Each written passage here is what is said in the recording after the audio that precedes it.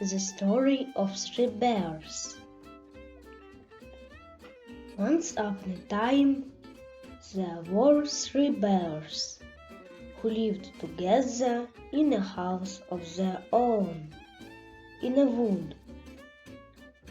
One of them was a little, small, wee bear, and one was a middle-sized bear, and the other was a great, huge bear. They had each a pot for their porridge. A little pot for the little, small, wee bear, and a middle-sized pot for the middle bear, and a great pot for the great, huge bear. And they each had a chair to sit in.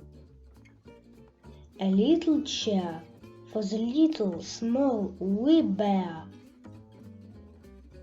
and a middle-sized chair for the middle bear, and a great chair for the great, huge bear.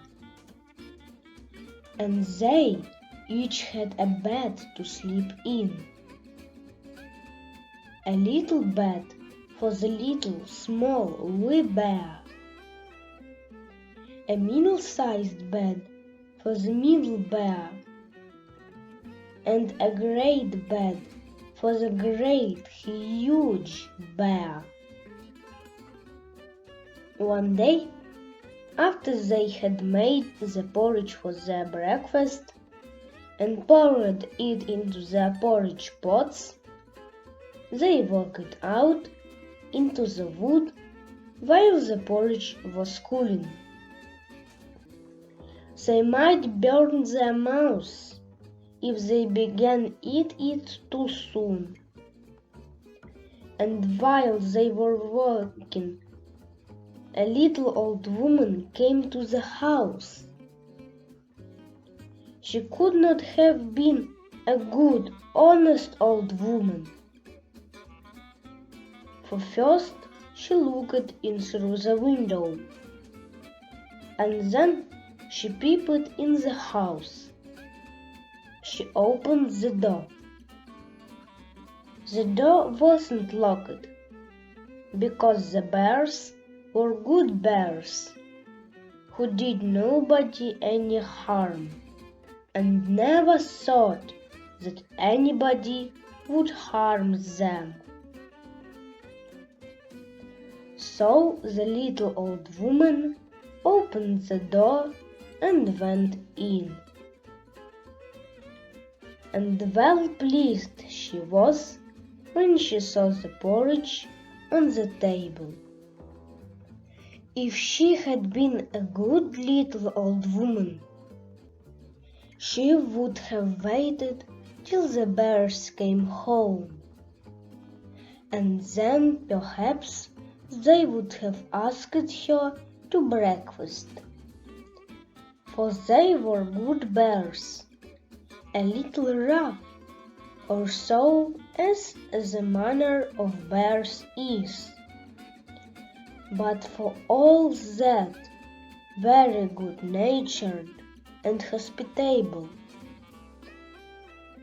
But she was a shameless, bad old woman, and so she started to help herself to the bear's breakfast. So first she tasted the porridge of the great, huge bear, and that was too hot for her, and she said a bad word about that. And then she tasted the porridge of the middle bear, and that was too cold for her, and she said a bad word about that too. And then she tasted the porridge of the little, small, wee bear, and she liked it so well that she ate it all up. But the naughty old woman said a bad word about the little porridge pot, because it didn't hold enough for her. Then the little old woman sat down in the chair of the great huge bear, and that was too hard for her. And then she sat down in the chair of the middle bear, and that was too soft for her. And then she sat down in the chair of the little, small, wee bear, and that was neither too hard nor too soft, but just right. She seated herself in it, and there she sat till the bottom of the chair came out, and down she came plump upon the floor. And the naughty old woman said a bad word about that too. The little old woman went upstairs into the bedroom in which the 3 bears slept. At first she lay down upon the bed of the great huge bear, but that was too high at the head for her. And next she lay down upon the bed of the middle bear, and that was too high at the foot for her. And next she lay down upon the bed of the little, small, wee bear, and that was neither too high at the head nor too high at the foot, but just right. So she covered herself comfortably and lay there till she fell fast asleep. But this time the 3 bears thought their porridge would be cool enough, so they came home to breakfast.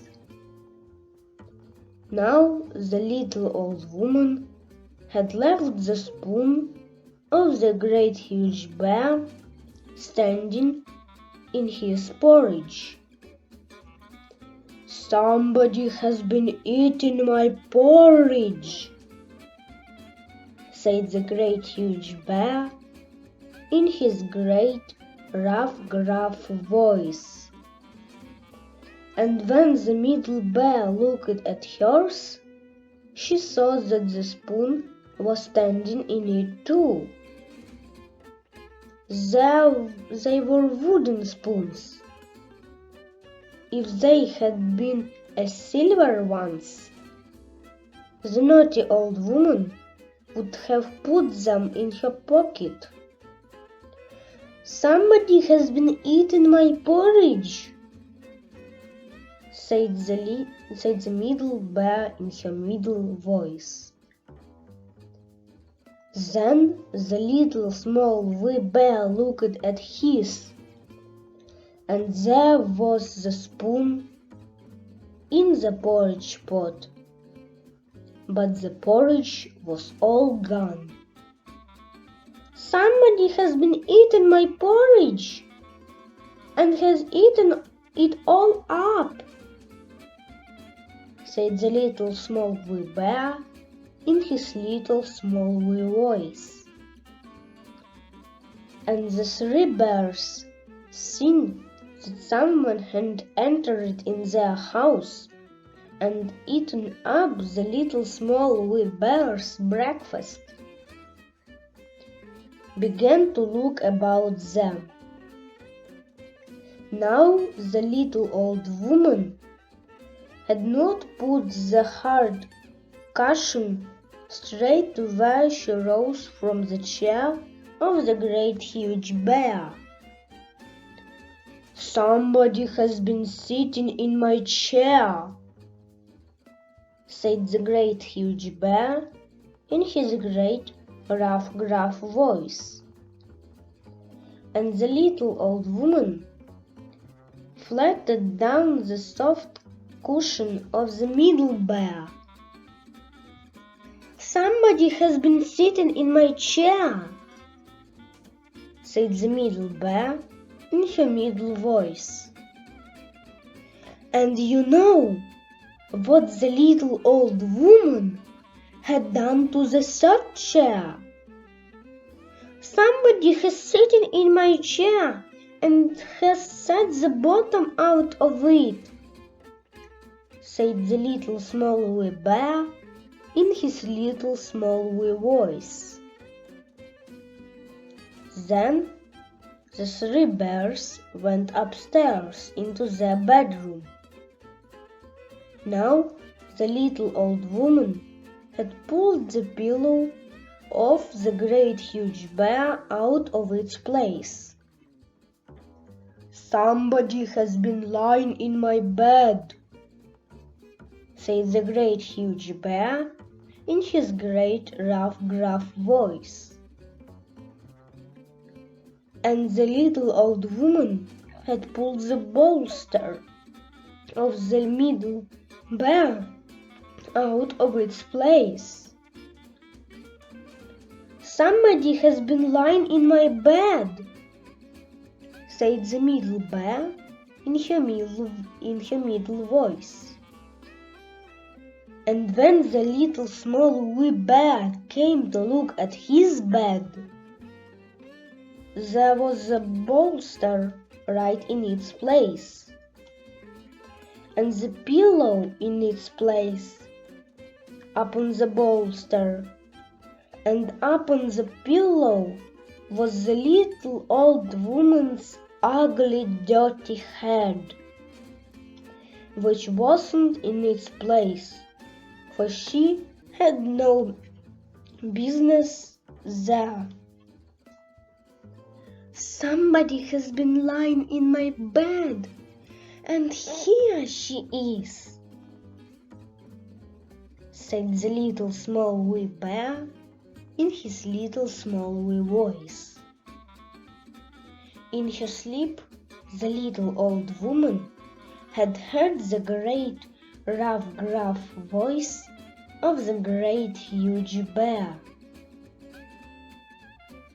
But she was so fast asleep that it was no more to her than the roaring of wind or the rumbling of the thunder. And she had heard the middle voice of the middle bear, but it was only as if she had heard someone's voice in a dream. But when she heard a little small wee voice of the little small wee bear, it was so sharp and so shrill that it awakened her at once. She sat up, and when she saw the three bears on the other side of the bed, she jumped out of the bed and the other side and ran to the window. Now the window was open because the bears, like good teddy bears, were always opened their bedroom window when they got up in the morning. Out the little old woman jumped, and whether she broke her neck in the fall, or ran into the wood and was lost there, or found her way out of the wood and was taken up by the constable and sent to the house of correction. I cannot tell, but the bears never saw anything more of her.